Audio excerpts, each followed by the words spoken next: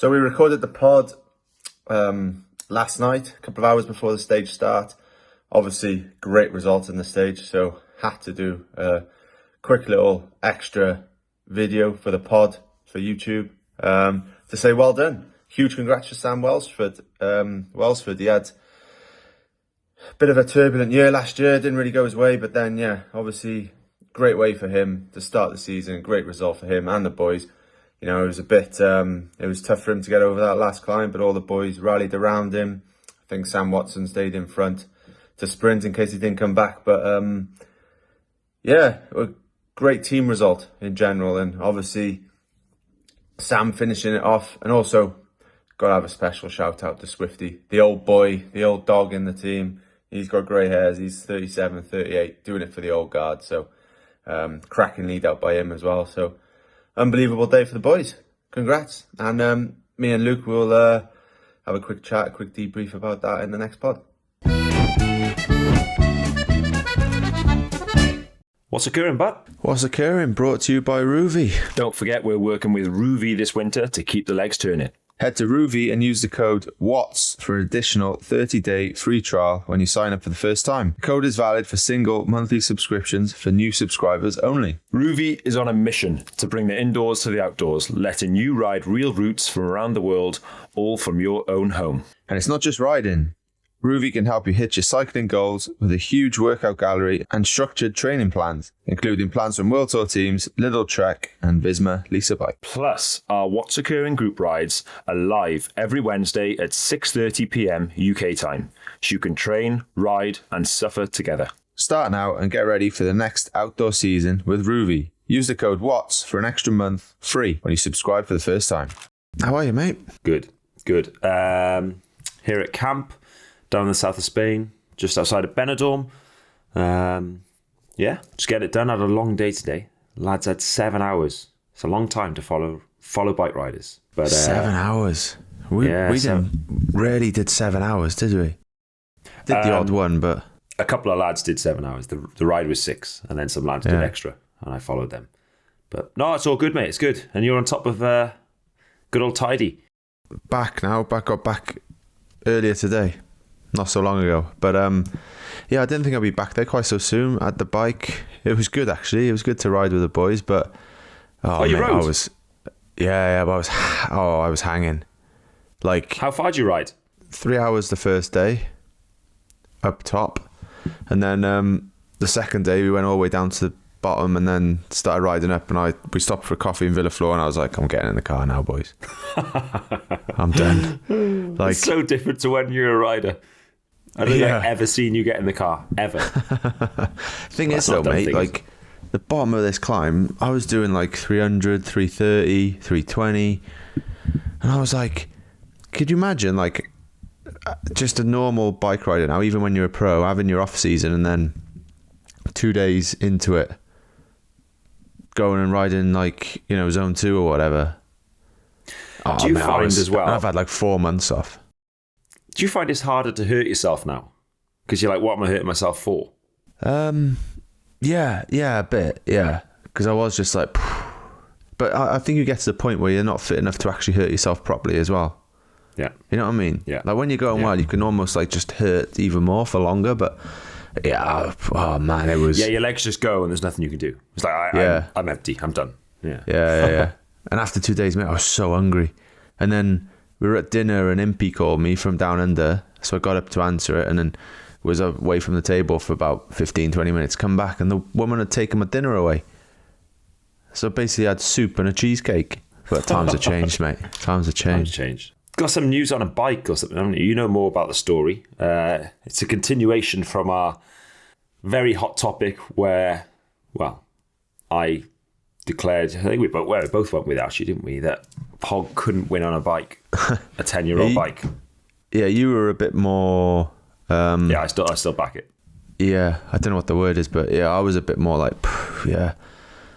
But anyway, yes, we got this message. It was on like the Geraint Thomas Cycling Club Facebook group, and basically, I won't read it all because it's quite a lot of thing. But basically, someone had bought my bike from 2020, and it was a good upgrade. He started to go well. He wasn't getting dropped anymore. He was pretty good. And then he was listening to the podcast where, you declared that Pog wouldn't win on a tour bike from 5 years ago. Was it only 5 years ago? No, 10 years ago. 5 years ago, he would win. 10 years ago. So he's gone with 5. His bike's 5 years old. So now he's like, another of my bikes came up for sale for auction. He got outbid, so didn't win it. But basically what he's saying is, I think that's just his excuse, that he's got my bike from 2020. He's getting dropped now, and he's basically using his excuse to go to his wife and buy a new bike, I think. Long story short, so I think he's thanking you, really. Because Luke said his bike is very inferior. Actually, the difference between a 10-year-old bike and a 5-year-old bike is quite minimal. I'd say the difference between a 5-year-old bike and now, the difference is quite big. Mainly because of the tyres and stuff, and tubeless and disc. But I stand by that point, by the way. Yeah. I'm going with it. I'd love to get some number techie guru guy. I might ask our guy, actually. Paul Barrett. I might ask him. What kind of watts Paul are we looking Barrett's at? working for you boys, is he? Yeah. Oh, I didn't know that. A blast from the past, like. Yeah, it is. No, he's brilliant. I have quite a lot to do with him. So he joined the same time as me. He joined just over a year ago. And he's fantastic. Yeah. So sorry, this guy actually ended with a question. He said, a question for what's occurring. This bike has fast, deep 60-65 section wheels. So that's like, for people that don't know, they're just like the deep carbon wheels. With them, the bike weighs 6.8. Nah, it can't weigh 6.8. Check your weighing scales, mate. Could Pog win the Tour on this? But basically, do you think Pog could win the Tour? Sorry, it could be 6.8. It's being rim, not disc. Oh, he has got some scales here showing 6.75, but mate, I don't believe anything I see these days with AI. But but that bike is sweet though. It looks good, that bike, doesn't it? Can you see it? Have you seen it? Yeah, it's a beautiful bike. It's got the little custom Welsh flag on the front there. Them wheels look nice as well. Yeah, I mean, what's this guy's name? Telvin Bedo, if I got that right. Mate, continue. Go to your missus. Push for a new bike. It is significantly faster. Make sure you get tubeless, because it makes a huge difference to rolling resistance. Back yourself, mate. Good luck with that. Good luck with that, mate. Moving on then, mate. The season has begun. And we're down there in Australia, and a great start for Ineos Grenadiers and Decathlon, CMA, CGM. Down under, mate. Let's start with the prologue. Yeah, cracking start for us, for old Sam Watson. I think Elia mentioned something which is true, but for him it's really good to execute it again, put up with all the pressure and the expectation, because from the outside, this is what Elia said, he was kind of like, from the outside it just like, it's business as usual, Sam, one of the favourites, like he won Romandy, didn't he, last year, prologue, similar distance, and he might have been second somewhere else in another short one.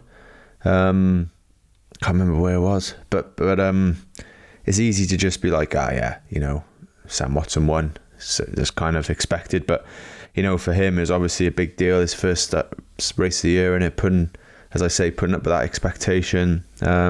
Pinarello and the team adapted his bike as well, a bit longer forks, a bit more of an aero position, because obviously there's no TT bikes; it was all on road bikes. Just for the prologue. God, that's a big that's impressive. It's a big commitment, big investment. Yeah, just like time wise as well, isn't it, for the mechanics, for so is that financially. Yeah. Well, we got a good sponsor in Pinarello, mate, so that's all good. Yeah. But no, you have, yeah.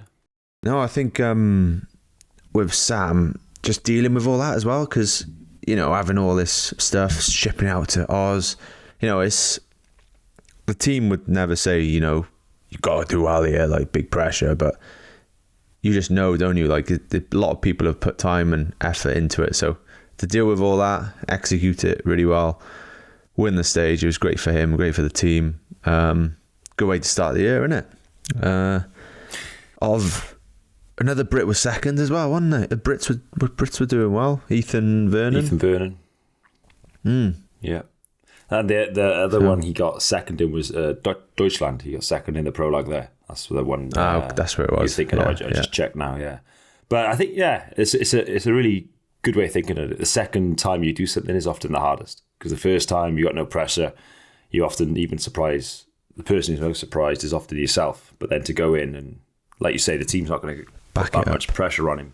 But he's just, he knows he's going there to perform, and he won it. Yeah, first World Tour win of the season, first real win of the season. Ineos. Yeah, it's a grim way to start the season, that, isn't it? Like 4.5 minute full gas effort. Oh, do you remember those days? Like, when you get on the track for the first time, you're just tasting blood, aren't you? Tasting blood, yeah. Oh, but fair play to him. And it was quite funny. Impey's at DS down there, and he was telling me there was a bit of a, I'm not sure what happened, but they had about 2 disc wheels maybe, so they're having to swap and stuff. And then something happened, and Jack Haig was like, I don't need a radio, because, it was just sort of like get around. And then I'm not sure Jack knew, but he ended up stopping, speaking to his family and stuff. And then because he didn't have a radio, Impey's back at the start. He's like, where the hell's Hagee? Like, we need the disc, and and he wasn't back. So then he was like, had to tell Lucas then, who was like about to start. He's like, mate, when you get to the finish, just keep going. You got to get back here so Swifty can have a disc. So Lucas basically did an 8K prologue, really, to get back.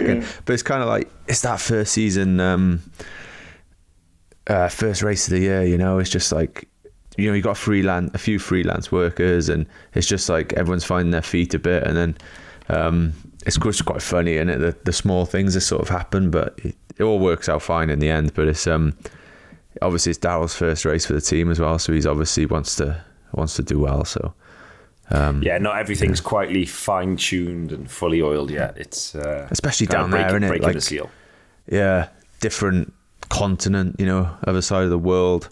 It's well, you haven't got your setup, have you? You have, you go exactly, to a time trial. It's like you got your bus, you got this, you got the fan. Everything's just organised. You've done it 100 times. Set up that TT area like you normally do, and then you go down there, and it's like going back to juniors, isn't it? You just kind of chuck a turbo on the side of the road and whack it out. But But I mean, the prologue win was great. But then, obviously the first real stage was won by Decathlon, which was. No, which was great. I think I say that tongue in cheek. I think I mean, it was fantastic. It was a little bit. He's a new signing now. Yeah, Tobias Lund Andersen. He won the stage. Fantastic lead out by Tord Gudmundstad, he's been here 1 year. He worked with Sam Bennett quite a lot. Come from UNOX, where he did a lot of lead outs for Christoph, and. It was fantastic by the whole team, really, and I wouldn't say it was a surprise, but he's definitely an underdog against a Brennan or a Welsford. You'd probably say he's not quite as fast as them, but maybe climbs slightly better at times. But no, I mean, wake up to that news. I did set my alarm and watch it, and 6 o'clock in the morning, I'm in my hotel room, bolloco, watching the race, jumping around. So, it was a good morning. Yeah, it goes to show, though, doesn't it, with sprinting, like, it's not, you don't have to be the quickest. With sprinting, so much can happen. Because like with us, every team will have their story of what happened, won't they? And it sounds like the boys from an Ineos side, Lucas was the MVP, riding all day, big watts, doing his thing, and then the boys started leading out, and I think Sam just got a bit some Albertson dude, I think, sort of came over him, and he just sort of lost momentum, and it opened up on the side, and that's when Welsford ended up just on the wrong side then, didn't he? Like watching the sprint, you can just say, mate, it's just like that gap was there, barriers came in, wasn't there, was it? It's just one of them. But sprinting, in it, like Brennan as well, for sure, he had a coming up story super to tell. fast, wasn't he? Yeah. He was coming up. I mean, all that matters is who crosses the line first, but I think watching that, I think a lot of the best sprinters in the world will be watching that going, oh shit, this guy's coming for us. Because, it was a tailwind as well. Often in a headwind, you can see a rider from behind coming up fast, but in a tailwind, less so. And he was coming up very fast. but not quite fast enough, luckily. And like you say, Welsford, I think he had legs and he had gas, and he just got boxed there. But it was a great ride, and we won 3 World Tour races last year. Never a stage race, always 3 in total. Never a one day, 3 World Tour stages, and we've won one of 2. Well, now one of 3, but yes, it was big for us actually. Yeah. And just for him as well, joining a new team, go down there, win a stage, wear the leader's jersey for the day. It's not bad, is it? It's a nice way to start, nice way to settle into the team. Right, as you know, we've been debating our favourite things about Wales, but this week we're going to hear from Manon and Emma over at What's Occurring Fem about their favourite places to ride back home. Here they are. We've got a new sponsor. We do. Very exciting. What's Occurring and What's Occurring Fam are now sponsored by Visit Wales. I know, our home country is sponsoring us. How cool is that? I feel like I can't think of a better sponsor than Visit Wales. Exactly, like we're all Welsh, it Just fits in. Fits so well. Yeah. So over the next few weeks, we're going to be picking into lots of different topics about what we love about Wales and riding in Wales. And the first one is our favourite Welsh climb. And Emma, might be a bit difficult for you because you spend a lot of time on the velodrome, not so much time riding at big climbs, but you must have one. I do spend a lot of time on the track, but ultimately I did start riding my bike around Wales. Like, that's where I grew up. I did loads of rides with Harry riders around so many climbs, because basically all it is around Wales. It is hilly. Yeah, it's very hilly, but the one that stands out for me the most, we used to call it the Pollen. Yes. Which is, it's not the biggest climb in the world, not the shortest, and it's near the Botanical Gardens. It's a really nice climb, can be quite savage sometimes. But yeah, that one for me stands out. Like, I used to hate going up it, and I used to be like, love-hate relationship. Yeah, I used to remember we used to go and ride, and it'd be like, we'd be going through the Pollen. I'd be like, great. But that for me stands out, and you can go to the Botanical Gardens afterwards, get a little coffee. Yeah. But yeah, that's my favourite. Yeah, what about you? The Pollen is actually very close to where my parents live. Oh, okay. So every time I ride there, I end up going up the Pollen at the end of a ride, so it can be quite savage. Yeah. But it is like quite a nice gradient. It's manageable. I feel like for anybody. And again, the descent down to Botanical Gardens. Very nice place to stop. For me, it's a new climb that I did recently, actually, in North Wales. North Wales is beautiful for riding a bike. And I feel like you can always think of, if you want to go and do big climbs or whatever, you go to Mallorca or you go to the Alps. This is like the Welsh Alps. Like, Pen y Pass climb is, I'm going to say it's my favourite climb in the world. Wow. Like, above any other climb, it is the one, because I knew it was going to be beautiful when I rode up it, but it was sensational. Even just like, you're riding up and the views in front of you are incredible. You turn around and you're like in this beautiful valley. It is breathtaking. And smooth roads, and the gradient is nice and gradual. So it's not like too steep. There's no big kickers. It's a very enjoyable climb, because like you, I'm not the biggest fan of climbing, but that climb for me was chef's kiss. Never thought I'd say I'm actually a bit tempted. Have I sold it to you? A little bit, a little bit. Let's go do it. A little bit tempted to get a sprint of a climb again. You'd like it. And it's like in the Snowdonian National Park. I don't think I've ever ridden around North Wales. Honestly, like, I don't know why I haven't been sooner, because it is stunning. Wow. And I think that's what's amazing about Wales. There are so many like places you can ride and like climbs and things like that. And I think that's what I love about it. You go outside and there's such a big community, and the roads are really nice. And the fact that you can like be in the mountains and then like a few miles later you're by the coast.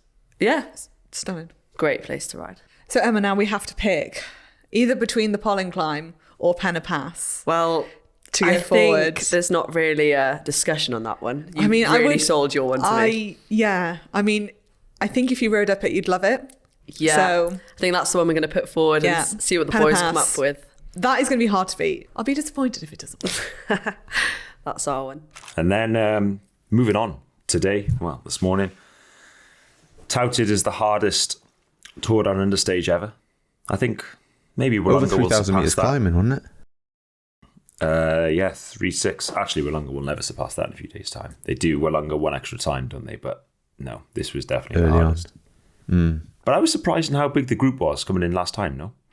Complete. The highlights that I saw, you couldn't really see much. It was just sort of like, you saw, I don't know, the breakaway going for sprints or whatever. The next thing, just see Vine and Johnny just like, riding away. But they absolutely smashed it, didn't they? It's kind of like carrying on from last year, really, aren't they? As a team, Yatesy setting them up well, and Yatesy still finishing 7th on the stage after doing that workload. Big gaps, though, isn't it? Is there like a minute now to third? Yeah. I mean, I think they won it by low 50s, but then they got the time bonus as well. Obviously Jay Vine takes the jersey. Navarro's hot on his heels, but it was agreed. It was quite clear that Vine was the strongest, and it was quite clear that the stage was given to him. I was still hoping Johnny might just like pip him. Could you imagine? That'd be a good Wouldn't story. Have put it past him either. But no, it was just honestly another level. They were another level. Because even when Yatesy was pulling right towards the end, they were he pretty much dropped everyone before Vine attacked. Very quickly, only one man could match Vine. It was his teammate, and it was 5 seconds, 10, 20, 30, 40, gone. There was cohesion behind as well, and they actually worked quite well, but it was just, two guys who were teammates are always going to work better. But and like you said with the time gaps, I haven't looked, but I was listening to the commentary, and they said last year it was won by 9 seconds, the year before 11, the year before 6, the year before 9. It's always touch and go. I mean, when you were battling there for GC, it was always super close. And this is, throwing the cat among the pigeons. Yeah, still might be close for first and second, but it's kind of, when they're teammates, it's kind of a bit different then, isn't it? But no, it was impressive. Like, obviously, Jay Vine being Aussie, he's got his family there. It's a big deal, isn't it? Like, he was obviously keen to go there well. I think he's been going well the last few years, haven't he, really? But it's just goes to show, though, if you want to perform down there now, you need to be properly going, don't you? It's like, you can't half-arse it anymore. Yeah. No, mate, 100%. And it's, when we used to go there and we used to kind of arrive at whatever, 90%, go there, do a job. You've targeted the race and got GC before as well, but you could also get away with kind of just rocking up. And you definitely can't do that now. But I'm going to throw a curveball in. I think Navarro's is going to win the race overall, mate. Yeah. I think the one stage that suited him the least versus Vine was today, and he managed to hold on to him. I think Sterling, Navarro's could pinch a couple of seconds. Intermediate sprints, Navarro's could. Yeah. And Wollonga, I think, suits Navarro's better. Do you think come the final stage, if it's 12 seconds now, just for argument's sake, and Johnny's going for intermediates, like, that's going to be awkward now? Like, well, it's 6 seconds now. But I mean, Johnny took 3 second bonus the first day. 6 today. Jay Vine took 10, but Jay Vine obviously did a better TT. It's down to Wollonga, isn't it? Whoever is leading after Wollonga is going to win between them two. If Johnny wins the stage... the last stage is Sterling, though, as well. No, yeah, true. No, in my head, I'm thinking if Jay Vine is leading after Wollonga by more than 10 seconds, then he's going to win. Yes. If Johnny's leading, he's going to win. Yeah. The interesting thing is if it's like now and it's less than 10 seconds and Johnny could win the stage, he could quite easily, well, not easily, but he's definitely got potential to win Sterling. He could, yeah. Jay Vine, probably not on the podium there. Although Agreed. It is a hard day, so you never know. I don't think that hard, though. It's going to be a reduced bunch sprint, isn't it? That would be good to see how that pans out. Good day for Skippy, that. Yeah. Sterling, really good day for Skippy. Yeah, Too hard for Welsh, I'd say. I think. Time for a quick shout out to our sponsors, Visit Wales. If you love riding your bike, Wales is honestly a dream. Big climbs, quiet roads, and views that'll make you stop mid-ride just to take it all in. Whether you're heading out with your mates for a proper ride in the hills, bringing the family for gentle trails, or just fancy escaping on your own for a bit of peace, Wales has got it covered. So, next time you're planning a ride, make it Wales. Check it out at visitwales.com. Right then, sports fans, how many of you use a VPN? Well, if you do, or you know you need one, we've got a special offer from NordVPN. There's a whole list of reasons why a VPN can be critical, from accessing your favourite content, like cycling while abroad, to protecting household devices to ensure you can safely access the internet. NordVPN makes it effortless to do all of that and more. We connect to NordVPN with one click, change our virtual location easily. This means we never have to worry about missing a race. Now we're not riding the Tour de France anymore. NordVPN makes sure we can watch it, wherever we are. We can also secure our internet connection on public Wi-Fi in airports, hotels, cafes, anywhere we go. So if you want to try NordVPN for yourself, go to nordvpn.com/what's occurring. And our link will give you an extra 4 months for free on a 2-year plan. It's the best discount available and equivalent to the price of a cup of coffee per month. Plus, there's no risk with Nord's 30-day money-back guarantee. So that's nordvpn.com/what's occurring. We've also left a link in the podcast description if you need it. Before we finish, I just want to touch on something. Last pod we did, after we finished recording, I started giving you shit about the Ineos kit, saying, what on earth is that?